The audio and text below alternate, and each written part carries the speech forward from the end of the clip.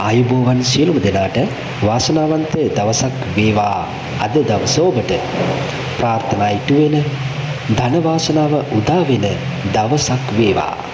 අද කියන්නේ වටිනා වීඩියෝ එකක්. ඔබ මොන දේවල් කරත් ප්‍රයෝජනයක් නැහැ.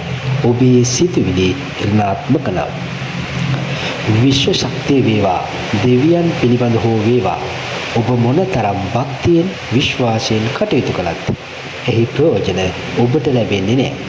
ඔබේ සිතුවිලි අයහපත් නම් ඔබ හැම මොහොතෙම හිතෙනවා නම් මම මේ දේ කරලා හරියන එකක් නැති වෙයිද? හැම දෙයක්ම අවුල් වෙයිද? මට බය හිතෙනවා. මේක කරන්න ගිහින් තියෙන ටිකක් නැති වෙයිද? ඔන්න ඔය වගේ දේවල් ඔබට හැඟෙනවා නම් ඔයාගේ සිතුවිලි ඍණාත්මකයි. මෙහෙම ඍණ සිතුවිලි නිසා හැම මොහොතෙම ඔබට ලැබෙන්නේ අයහපත් දේවල්. ඔබ මොනතරම් දේවල් කරත් වැඩක් නැහැ. ඒවායේ ප්‍රතිඵල ඵල රහිත වෙනවා. ඍණාත්මක සිතුවිලි වෙනුවට ධනාත්මකව හිතන්න පුරුදු වෙන්න. මට බෑ කියලා හිතෙනවා වෙනුවට මට පුළුවන් කියලා හිතන්න පුරුදු වෙන්න.